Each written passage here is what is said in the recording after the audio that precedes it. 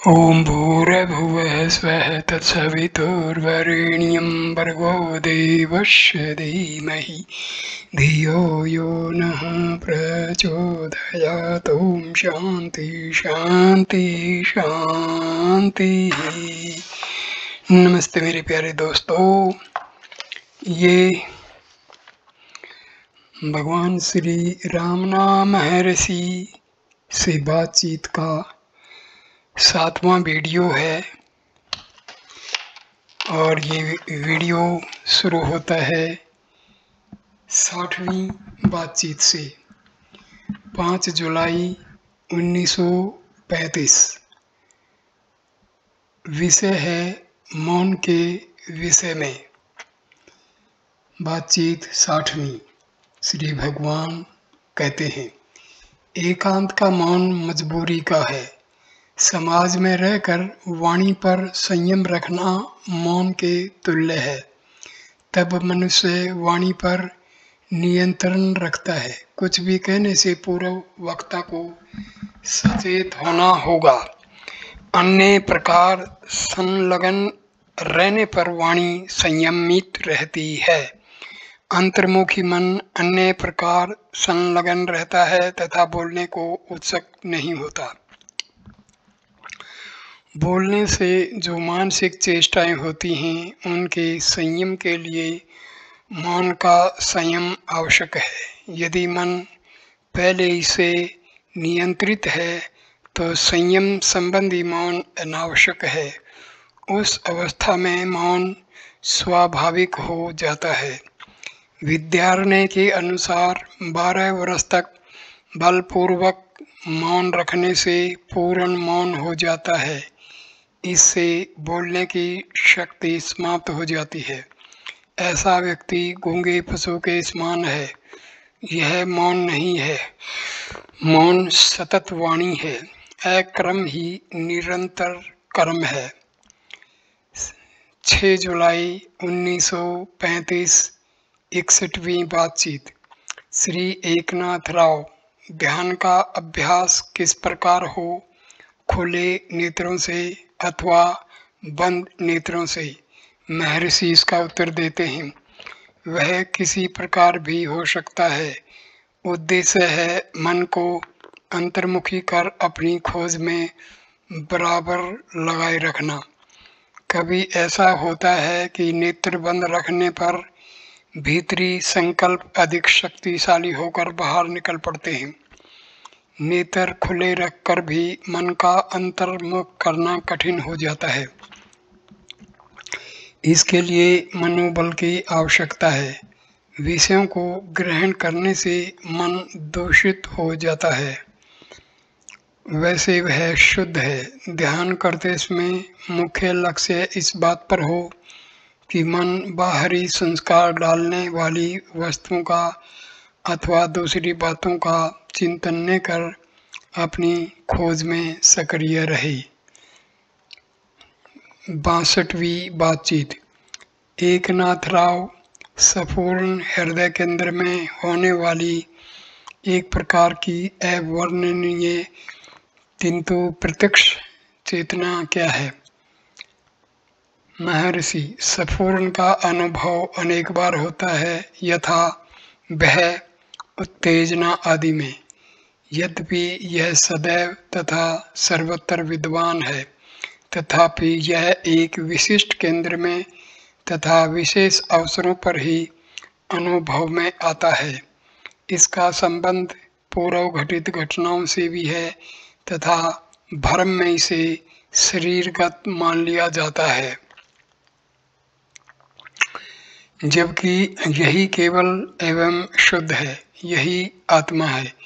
यदि मन को संपूर्ण में स्थित कर इसका निरंतर एवं स्वतः ही अनुभव किया जाए तो यही साक्षात्कार है।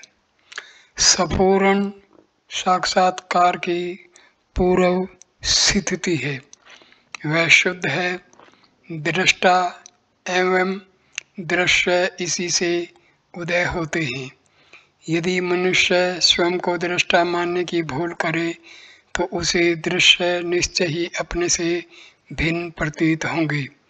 दृश्य समय समय पर अदृश्य हो जाते हैं तथा प्रदर्शित होते हैं तथा संसार की सृष्टि होती है जिसका दृष्टा उपभोग करता है।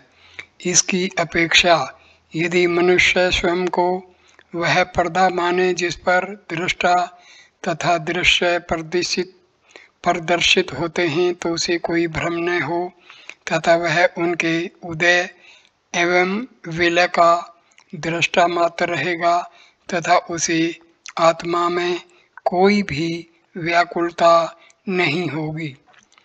63वीं बातचीत। एक उच्च अधिकारी ने पूछा, यदि छोटे पद वालों को अपने ऊपर पदोन्नत कर दिया जाता है तो मन में विषाद होता है।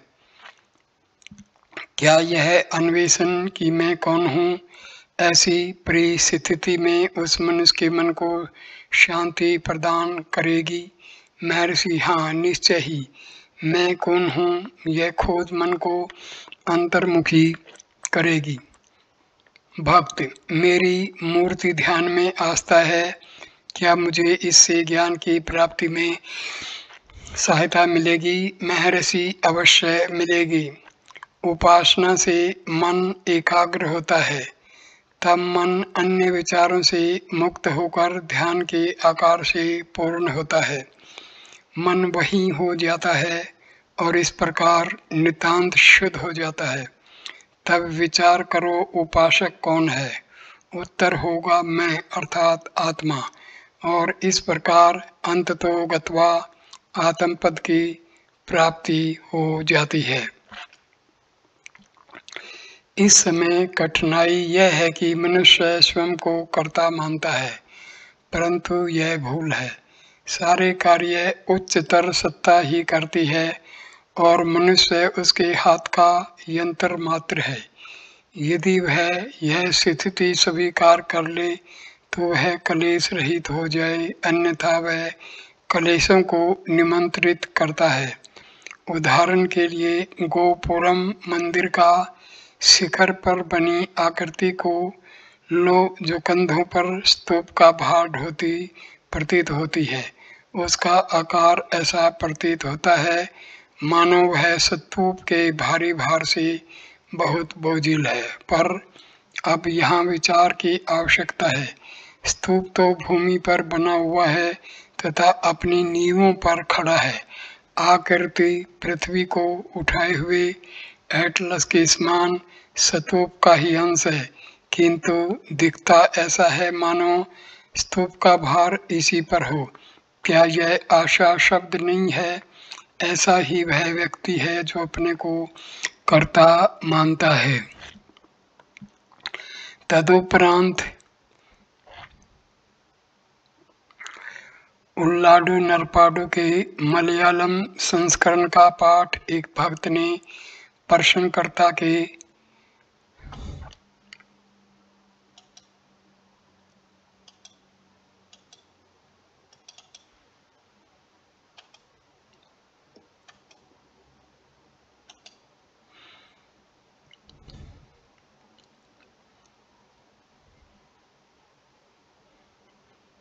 हितार्थ किया। इसे सुनकर उसने पुनः प्रश्न किया, अभ्यास में द्वैत तथा अंततः एकत्व के संदर्भ में कुछ कहें। महर्षि, कुछ लोगों का अनुमान है कि साधना का आरंभ द्वैत भाव से करना आवश्यक है। यह उसी संदर्भ में है। वे कहते हैं कि ईश्वर है जिसकी पूजा एवं आराधना मनुष्य को करना परम आवश्यक है। अंततो गत्वा जीव का ईश्वर में विलय हो जाता है। कुछ लोगों का मत है कि ब्रह्म तथा जीव सदैव पृथक हैं तथा एक दूसरे में कभी विलय नहीं होते। अंततः क्या होगा इसकी हमें अभी चिंता नहीं करनी चाहिए। इसमें सभी एक मत हैं कि जीव की सत्ता है मानव को यही उचित है कि वह जीव को खोजे, अर्थात स्वयं की आत्मा को खोजे। तभी हम यह जान सकेंगे कि क्या आत्मा को ब्रह्म में विलीन होना है, उसका एक अंश है, अथवा उससे भिन्न रहती है। पहले से ही अंतिम निष्कर्ष की कल्पना न करें। खुले मन से आंतर में डुबकी लगाकर आत्म पद की प्राप्ति करना चाहिए। तुमको सत्य स्वयं ही प्रकाशित होगा। पहले से ही क्यों निश्चय करते हो कि पूर्ण अवस्था अद्वैत है, अर्थात विशिष्ट अद्वैत अथवा द्वैत। इसमें कोई सार नहीं। वर्तमान अनुसंधान तर्क एवं बुद्धि पर अवलंबित है। बुद्धि आत्मा उच्च सतर सत्ता से प्रकाश ग्रहण करती है। बुद्धि द्वारा प्राप्त बिंबित अथवा आंशिक प्रकाश मूल परम ज्योति का दर्शन किस भांति कर सकती है। जब बुद्धि आत्मा तक नहीं पहुंच सकती है तो फिर इसका स्वरूप कैसे जान सकती है। इस संदर्भ का ऐसा महत्व है। भक्त, एक छंद में कहा गया है कि प्रारंभ में जिन शास्त्रों का इतना गहन अध्ययन किया जाता है, अंततः ये उपयोगी नहीं रहते। किस अवस्था में वे व्यर्थ हो जाते। महर्षि इसका उत्तर देते, जब उनका सार ग्रहण कर लिया जाए। शास्त्रों का उपयोग यह है कि वे उच्चतर सत्ता आत्मा के अस्तित्व का तथा उसे प्राप्त करने का मार्ग प्रकट कर दें। उनका सार केवल इतना ही है। जब यह आत्मसात हो जाए तब शेष व्यर्थ है। किंतु शास्त्र बहुत बड़े ग्रंथ हैं तथा साधक के विकास के अनुकूल अंशतः उपयोगी हैं। ज्यों-ज्यों साधक विकास को प्राप्त होता है, पूर्व में उपयोग किए गए अंशों को आरोहण कर ली गई सीढ़ियों के समान पाता है तथा इस प्रकार चढ़ी जा चुकी सीढ़ियाँ पूर्ण सफलता की स्थिति तक कर्मानुसार पूर्व पक्ष बनकर रह जाती हैं। लक्ष्य प्राप्ति के उपरांत केवल वही रह जाता है, से सब वृथा हो जाता है। इस प्रकार शास्त्र व्यर्थ हो जाते हैं।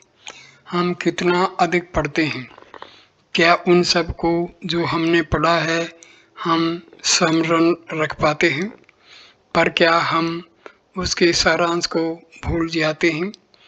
मन सार को पचा लेता है, शेष भुला देता है। शास्त्रों के साथ भी ऐसा ही है। वास्तविकता यह है कि मानव स्वयं को सीमित मानकर ही कष्ट उत्पन्न कर लेता है। यही भूल है। वह स्वयं ही इसको देख सकता है। सुषुप्ति में कोई संसार नहीं था, न एम भाव सीमित आत्मा था और न कष्ट था। उस आनंद युक्त स्थिति से कोई वस्तु जाकर कहती है, मैं उस अहम भाव को संसार भाषित होने लगता है। जगत में स्वयं अणु मात्र होने से वह अधिक की इच्छा करता है और कठिनाइयों में फंस जाता है। अहम भाव के उदय से पूर्व वह कितना सुखी था। अहम भाव का उदय ही वर्तमान कलेशों की जड़ है। यदि वह अहम भाव के मूल की खोज कर ले तो वह उस अवस्था में पहुंच जाएगा जहां असीम आनंद है और है निद्राहीन निद्रा। आत्मा सदैव वहीं रहती है तथा अभी और यहीं है। इससे अधिक कुछ भी प्राप्त नहीं करना है, क्योंकि हमने भूल से अपने को सीमित बना दिया है। हमें उनसे परे जाना होगा, उस सीमा को पार करना होगा। यह स्थिति उन 10 मूर्खों जैसी है जिन्होंने नदी को तैरकर पार किया तथा दूसरे तट पर पहुंचने के बाद गिनने पर स्वयं को 9 ही पाया। अज्ञात 10वें व्यक्ति के खो जाने से भी चिंतित तथा दुखी हो गए। समीप से गुजरते अन्य यात्री ने उनके दुख का कारण जानकर उन्हें गिनकर पूरे 10 पाया, किंतु उनमें से प्रत्येक ने स्वयं को छोड़कर बाकी सबको गिन लिया था। यात्री ने क्रमशः प्रत्येक को एक एक मुक्का मारा और उनसे मुक्के की गिनती करने को कहा। उन्होंने 10 तक की गिनती गिनी और संतुष्ट हो गए। यहाँ बोध यह है कि 10वां व्यक्ति नया नहीं आया, वह तो बराबर वहीं पर था, पर अज्ञानवश वे सब शोकग्रस्त हो रहे थे। एक और कथा है। एक स्त्री ने अपने गले में हार पहन रखा था, किंतु उसे भूल गई। वह उसे तलाश करने लगी और पूछताछ करने लगी। उसकी एक सहेली को जब यह पता चला कि वह क्या खोज रही है, तो उसने उसी के गले में पड़े हुए हार की ओर संकेत किया। इसने उसे हाथों से स्पर्श किया और प्रसन्न हो गई। क्या उसे नया हार प्राप्त हुआ था? यहाँ भी अज्ञान ही दुख का कारण था तथा ज्ञान आनंद का।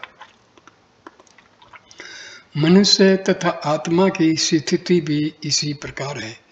कोई भी नवीन वस्तु प्राप्त नहीं करनी है। आत्मा का अज्ञान ही वर्तमान दुख का कारण है। आत्मा के ज्ञान से आनंद प्राप्त होता है। इसके अतिरिक्त यदि किसी नवीन वस्तु की प्राप्ति होती हो तो पूर्व में उसका अभाव माना जाएगा। जो वस्तु पूर्व में नहीं थी वह पुनः नष्ट हो सकती है। इस प्रकार मोक्ष स्थायी नहीं होगा। मोक्ष स्थायी है, क्योंकि आत्मा यही है, अभी है तथा नित्य है। इस प्रकार मनुष्य का प्रयास अज्ञान के निवारणार्थ है। ज्ञान उदित होता प्रतीत होता है, यद्यपि यह स्वाभाविक तथा सदैव ही है। आगंतुक ने विदा होते समय महर्षि को प्रणाम किया तथा कहा, ऐसा कथन है कि सिंह के मुंह में प्रविष्ट हुआ शिकार हमेशा के लिए ठिकाने लगा दिया जाता है। वक्ता का अभिप्राय मैं कौन हूँ कि एक छंद से था, जिसमें कहा गया है कि गुरु की कृपा दृष्टि में प्रवेश पाने के उपरांत शिष्य कभी भी पुण्य संसार में नहीं फंसेगा। जैसा कि सिंह के जबड़े में पड़ा निश्चय ही कभी भी नहीं बच सकता। 64वां बातचीत। श्री भगवान को किसी की मृत्यु की सूचना दी गई। महर्षि ने कहा, ठीक हुआ। वास्तव में मृत व्यक्ति ही सुखी हैं। वे इस कष्टकारक शरीर से छुटकारा पा जाते हैं। मृतक व्यक्ति शोक नहीं करता। पीछे रहने वाले लोग मृतक व्यक्ति के लिए शोक करते हैं। क्या मनुष्य निद्रा से भय खाता है? इसके विपरीत निद्रा की आकांक्षा की जाती है और जागने पर प्रत्येक व्यक्ति कहता है कि वह आनंद से सोया था। गहन निद्रा के लिए सभी शैया तैयार करते हैं। निद्रा अल्पकालीन मृत्यु है। मृत्यु शीघ्र निद्रा है। यदि जीवित अवस्था में ही मनुष्य की मृत्यु हो जाती है तो उसे दूसरों की मृत्यु पर दुख नहीं करना चाहिए। मनुष्य का अस्तित्व देह सहित अथवा देह रहित स्वयं सिद्ध है, जैसे जागृति, स्वप्न तथा सुप्ति में। तब फिर कोई शारीरिक बंधनों को बनाए रखने का मोह क्यों करे? मनुष्य मृत्यु रहित आत्मा को खोजने फिरते त्याग कर भी अमर व आनंद युक्त रहे। 13 जुलाई 1935। 65वीं बातचीत। एक यात्री। आत्मज्ञान के पश्चात भी क्या जगत भाषित होता है? महर्षि। यह प्रश्न किसने किया है? यह प्रश्न ज्ञानी ने किया है अथवा अज्ञानी ने? भक्त। अज्ञानी ने। महर्षि। यह अनुभूति करो कि प्रश्न किसको उठता है। संदेह करने वाले का पता लगने के बाद भी यदि प्रश्न उठे तो इसका उत्तर दिया जा सकता है। क्या जगत अथवा देह कह सकते हैं कि वह है, अथवा देखने वाला कहता है कि जगत अथवा शरीर है?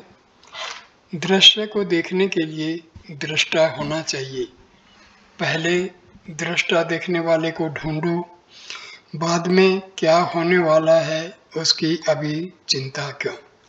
श्री भगवान ने फिर कहा, क्या इससे कोई अंतर पड़ता है कि जगत भाषित होता है अथवा भाषित नहीं होता है?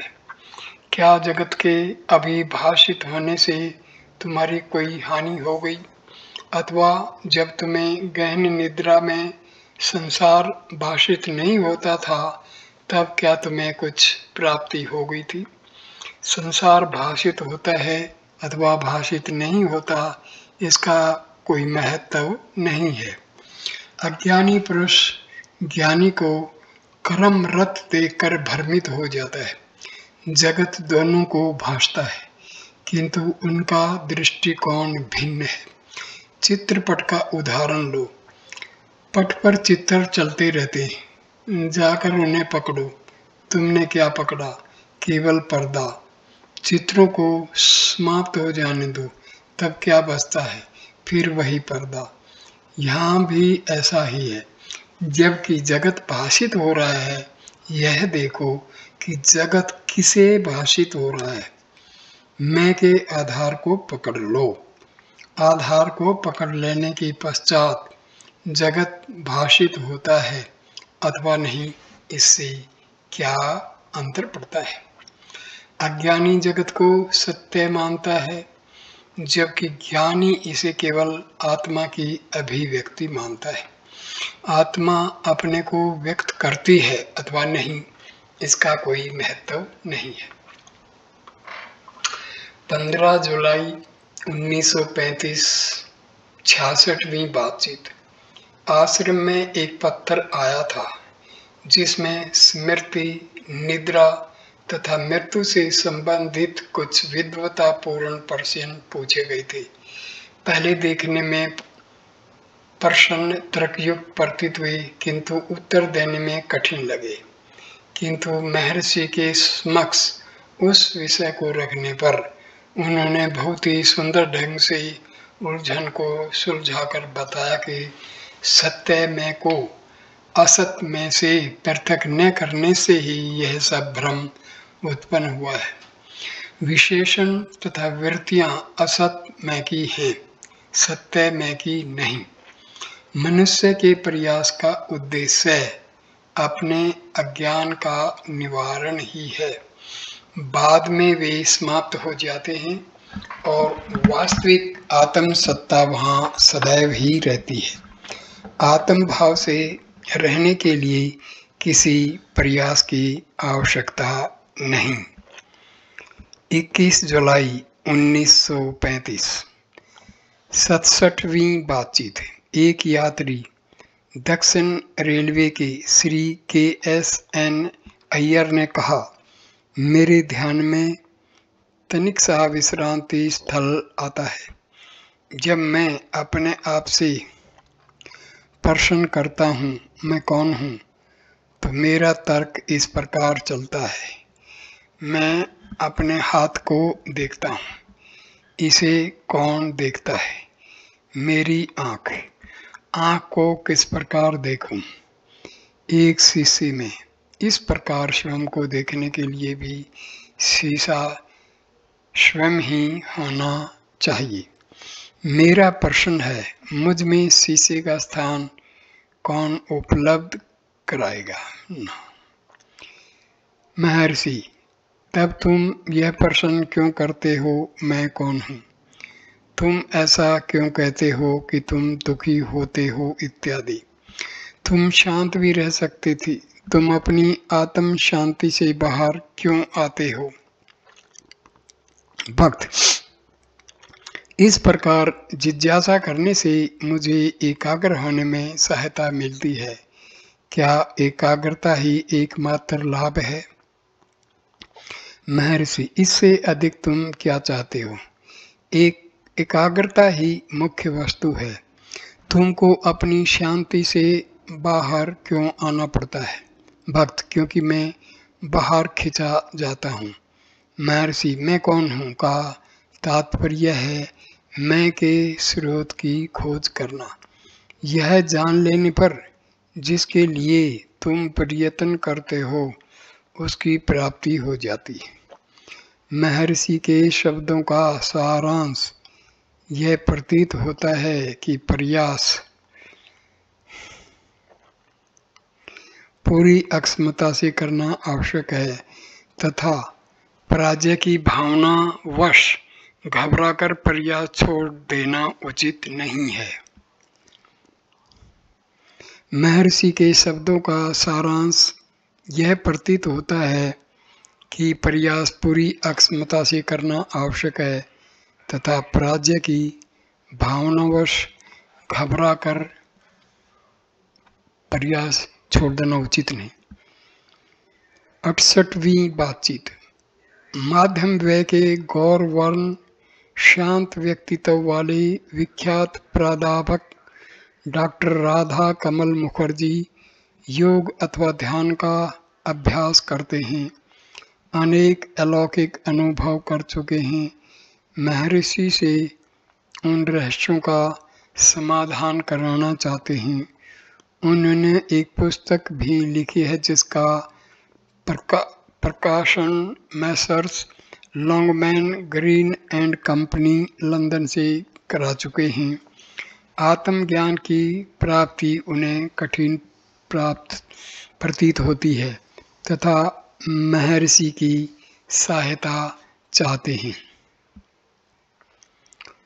उनका प्रश्न, महर्षि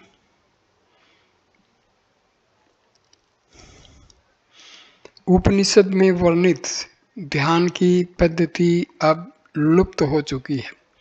बंगाल के एक महान संत ने मुझे यह पद्धति समझाई। अनेक वर्षों के संयम तथा अभ्यास के बाद मुझे कुछ रहस्यमय अनुभव होने लगे। कभी मुझे ऐसा आभास होता है कि भूमा परम चैतन्य अनंत है तथा मैं सीमित चेतन हूँ। क्या यह सब सही है? महर्षि, केवल भूमा पूर्णता की ही सत्ता है, वह अनंत है। उसी में से सीमित चेतन उपाधि सहित उदय होता है। यह आभास अथवा बिंब है। इस व्यक्तिगत चेतन को परम चैतन्य में विलीन कर दो, बस यही करना है। प्रश्न, भूमा परम चैतन्य का विशेषण है। महर्षि, भूमा ही सर्वोपरि है। यत्र नान्यत् पश्यति यत्र नान्यत् शृणोति स भूमा। जहाँ उसे कोई दूसरा प्रतीत नहीं होता, सुनता कुछ नहीं, वही पूर्णता है। इसकी परिभाषा तथा वर्णन नहीं हो सकता, यह यथावत है। भक्त, एक अपरिमितता का अनुभव होता है। कदाचित यह भूमा से तनिक नीचे किंतु उसके निकट है। क्या मैं सही हूँ? महर्षि, केवल भूमा ही है, अन्य कुछ भी नहीं। यह सारा कथन तो मन का है। भक्त, मन से परे जाने पर ही मुझे इस विशालता की अनुभूति होती है। महर्षि हाँ हाँ। प्रोफेसर महाशय ने उनसे तनिक आगे बैठी महिला को इसका भाव हिंदी में समझाया। महिला, ध्यान तथा विक्षेप में क्या अंतर है? महर्षि, कोई अंतर नहीं। जब संकल्प हैं तब विक्षेप है, जब कोई संकल्प नहीं है तब ध्यान है। किंतु ध्यान केवल अभ्यास है जो वास्तविक शांति की अवस्था से भिन्न है। महिला, ध्यान का अभ्यास किस प्रकार हो? महर्षि, संकल्पों को मत आने दो। महिला, कार्य तथा ध्यान में सामंजस्य कैसे करें? महर्षि, कर्ता कौन है?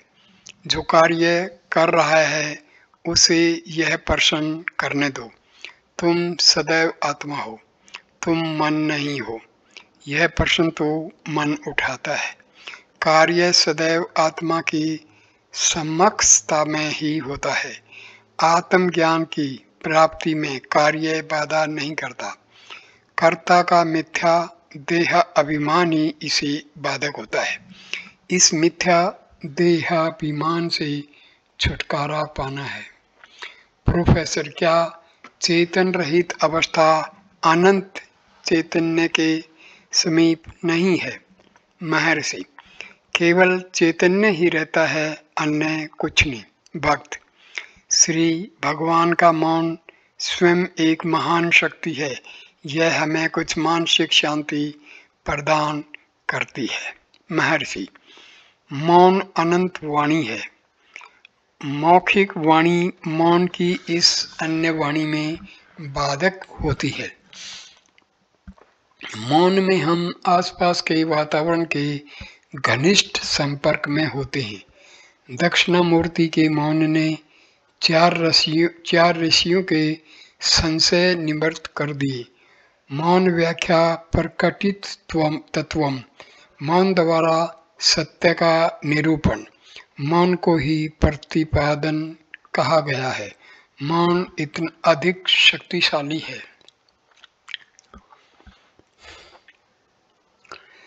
बात कहने के लिए वाणी के अंगों की आवश्यकता होती है जो वाणी से पहले की वस्तु है, किंतु अन्य वाणी विचारों से भी परे होती है। संक्षेप में यह अनुभवातीत वाणी है अथवा मौन शब्द परावाक। भक्त, क्या साक्षात्कार में ज्ञान होता है?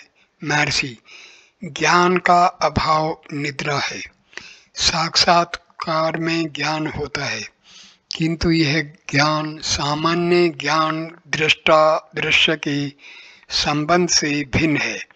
यह पूर्ण ज्ञान है। ज्ञान के दो अर्थ हैं। पहला, वाच्यार्थ वृत्ति बराबर है शब्दार्थ। दूसरा, लक्ष्यार्थ बराबर है ज्ञान के, ये बराबर है आत्मा के, बराबर है स्वरूप के, और अंत में बराबर है द्वितीय महत्व का। भक्त, वृत्ति से ज्ञान का दर्शन होता है। महर्षि, सही है, पर साधक भ्रमवश वृत्ति को भी ज्ञान समझ लेता है। वृत्ति मन का एक प्रकार है। तुम मन नहीं हो, तुम मन से अतीत हो।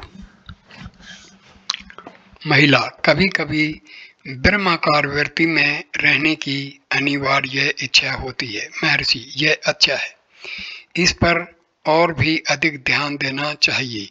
जब तक कि यह सहज न हो जाए तब यह स्वरूप की सर्वोच्च सीमा को प्राप्त करेगी। बाद में महर्षि ने कहा, वृत्ति को प्राय भूल से चैतन्य मान लिया जाता है। वृत्ति दृश्य मात्र है तथा आभास के अक्षेत्र में कार्य करती है। यथार्थ ज्ञान सापेक्ष ज्ञान एवं अज्ञान से परे है। यह वृत्ति के रूप में नहीं है, इसमें दृष्टा दृश्य नहीं है। वृत्ति राजसिक मन से उत्पन्न होती है, सात्विक मन इससे मुक्त है। सात्विक राजसिक का साक्षी है। वास्तव में यही वास्तविक चैतन्य है। फिर भी इसे सात्विक मन कहा जाता है क्योंकि साक्षी होने का ज्ञान आभास का ही कार्य है। मन आभास है, ऐसा ज्ञान मन से ही साध्य है, किंतु मन स्वयं में गतिशील नहीं, अतः इसे सात्विक मन कहा गया है। यह जीवन मुक्त की अवस्था है।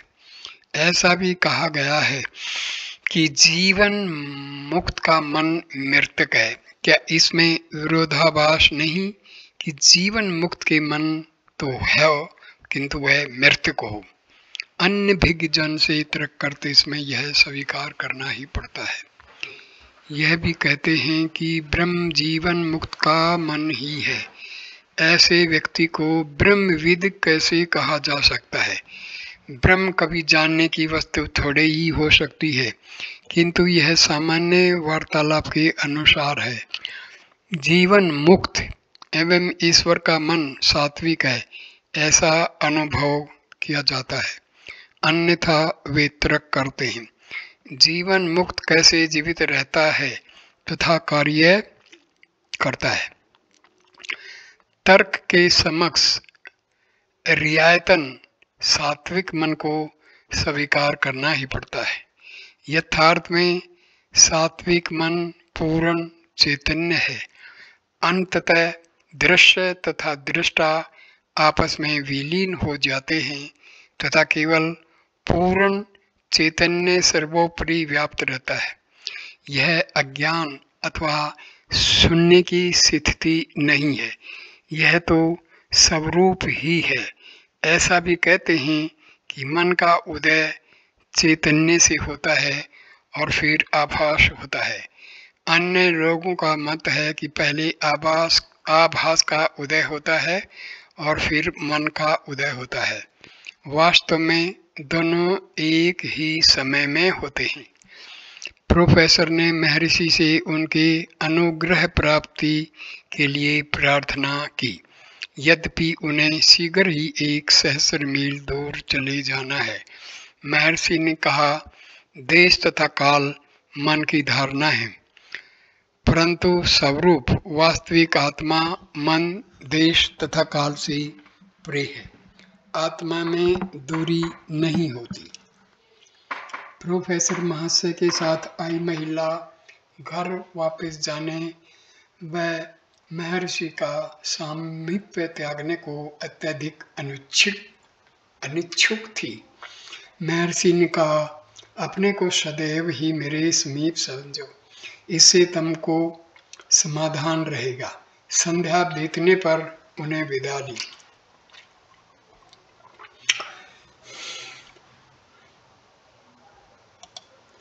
69वीं बातचीत। उपरोक्त प्रोफेसर के विश्वविद्यालय में दिए गए भाषणों की रिपोर्ट हिंदू में छपी थी। प्राध्यापक ने परिवार नियोजन की आवश्यकता पर बल देते हुए मानव को अपने उत्तरदायित्व को अनुभव करने की अनेक संभावनाओं की आवश्यकता पर विचार किया था, जिससे कि संतति निरोध स्वतः ही हो जाए। यह सुनकर महर्षि ने सामान्य भाव से कहा, उन्हें मरण की विधि जाननी चाहिए। यहाँ अहंकार देह भाव की मृत्यु से अभिप्राय है। 24 जुलाई 1935। 70वीं बातचीत। श्री राजू शास्त्रीगल ने महर्षि से नाद, बिंदु तथा कला के विषय में पूछा। महर्षि, वेदांत की शब्दावली में ये प्राण, मन तथा बुद्धि हैं। तंत्र शास्त्रानुसार नाद तेजस युक्त सूक्ष्म स्वर है। यह प्रकाश तेजस शिव की देह कही जाती है। जब इसका विकास होता है और स्वर निमग्न हो जाता है तो यह बिंदु हो जाता है। प्रकाश में तेजु में होना ही लक्ष्य है। कला बिंदु का एक अंश है।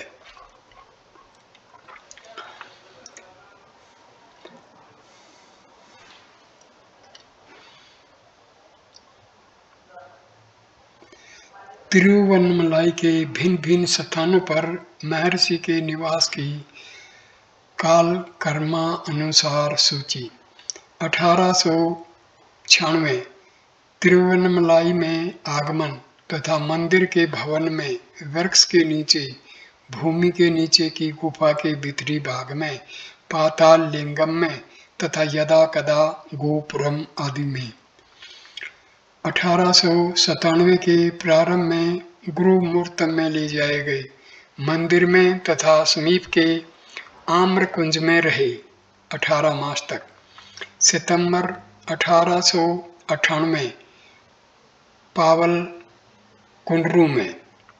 फरवरी 1899 पर्वत पर गुफाओं में, आम्र वृक्ष गुफा एवं विरूपाक्ष गुफा। 1905 पच्चियम्मन कोयल में प्लेग की महामारी के अवसर पर 6 माह व्यतीत किए, पुणे पर्वत पर। 1908 जनवरी, फरवरी तथा मार्च में पच्चियम्मन कोयल में, पुणे पर्वत पर। 1916 सकंदाश्रम।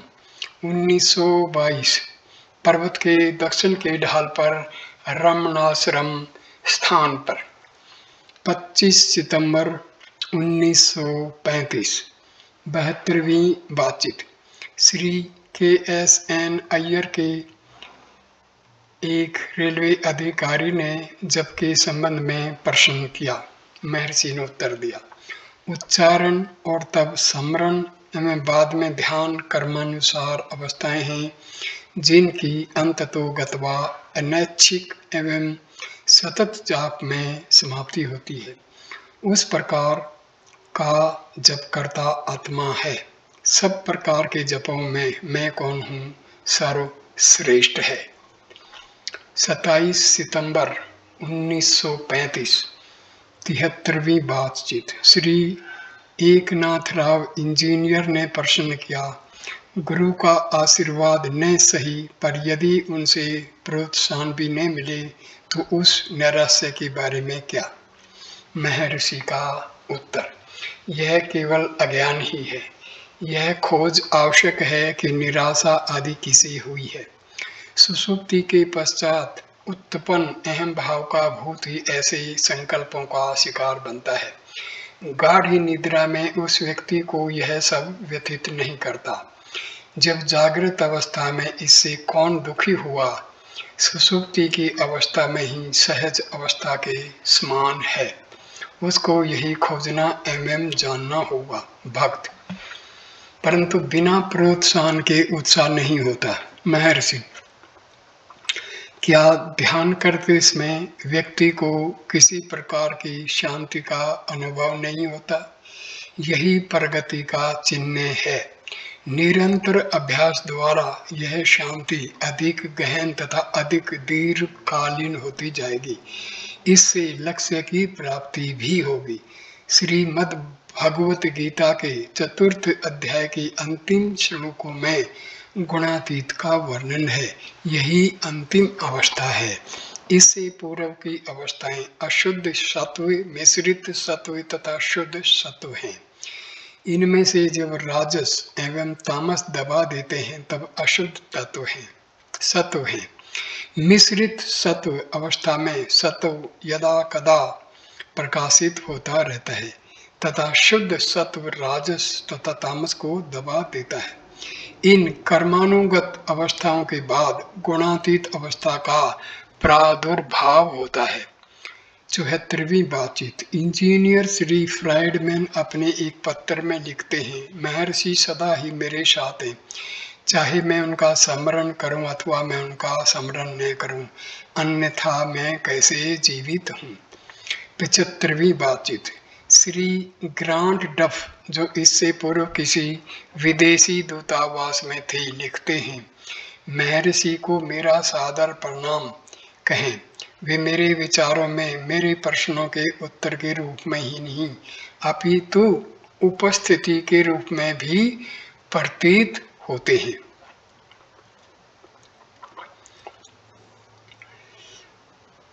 29 सितंबर 1935 76वीं बातचीत। श्री के.एस.एन. अय्यर ने कहा कि मेरी समझ में नहीं आता कि आध्यात्मिक जीवन तथा सांसारिक कार्यकलापों में कैसे सामंजस्य स्थापित हो सकता है। महर्षि ने उत्तर में योग वासिष्ठ के कुछ श्लोक सुनाए। मूल ग्रंथों में लाखों छंद बताए जाते हैं, जिनमें से अब मूल संस्कृत में केवल 32,000 श्लोक मिलते हैं। इनका भी 6,000 श्लोकों में संक्षिप्तीकरण कर लिया गया है, जिसे लघु वासिष्ठ कहते हैं। उसका तमिल में 2050 श्लोकों में अनुवाद कर लिया गया है। भक्त मन को उस पर एकाग्र किए बिना कार्य संतोषजनक रूप से संपादित नहीं किए जा सकते। यह कैसे हो कि मन आध्यात्मिकता में स्थिर रहे और साथ ही कार्य भी होता रहे। महर्षि, मन जागृत अवस्था में प्रतीत होता है, जो केवल आत्मा का प्रक्षेप मात्र है। गाढ़ निद्रा में तुम नहीं कहते तुम किसके पुत्र आदि हो। जैसे ही तुम जागृत होते तुम कहते हो तुम अमुक हो तथा अमुक एवं जगत को मान्यता देते हो, और इसी प्रकार अन्य बातें कहने लगते हो। जगत लोक मात्र है। लोक लोकयते इति लोक है। जिसकी अनुभूति हो वही लोक अर्थात जगत है। कौन सा चक्षु से दिखता है? वह चक्षु अहंकार है, जो समय समय पर उदय होकर लुप्त होता रहता है, पर तुम स्वयं सदैव ही रहते हो। अतः जो अहंकार के परे है वही चैतन्य आत्मा है। मन गाढ़ निद्रा में विलीन होता है, नष्ट नहीं होता। जो विलीन होता है वही पुण्य उदय होता है। यह ध्यान में भी संभव है, किंतु यदि मन को नष्ट कर दिया जाए तो वह पुण्य उदय नहीं होगा। योगी का लक्ष्य मन को समाप्त करना आवश्यक है, लय करना नहीं। ध्यान की शांति में मन लय हो जाता है, किंतु यह पर्याप्त नहीं है। मन को अन्य पूरक साधनाओं द्वारा नष्ट करना होगा। कुछ व्यक्ति साधारण संकल्प लेकर समाधि में गए और दीर्घ काल के उपरांत भी पुनः उसी विचार की धुन में जागृति में आए। इस अवधि में संसार में अनेक पीढ़ियां व्यतीत हो चुकी थी। ऐसे योगी ने अपने मन को नष्ट नहीं किया था। मन को नष्ट करना उसे आत्मा से किंचित भी पृथक न मानना है। इस अक्षण भी मन नहीं है, इस सत्य को जान लो। यदि दैनिक कार्यकलापों में मन नहीं तो फिर कैसे इस सत्य को जानोगे? ये सत्य ही होते रहते हैं। यह जान लो कि इनका प्रेरक मन यथार्थ नहीं है, बल्कि काल्पनिक है, जो आत्मा से उत्पन्न होता है। इस प्रकार मन नष्ट किया जा सकता है। मैं इस वीडियो को यहीं पर विराम देता हूँ। वीडियो देखने के लिए धन्यवाद। अगला वीडियो 77वीं बातचीत से शुरू होगा। नमस्ते मेरे प्यारे दोस्तों, नमस्कार।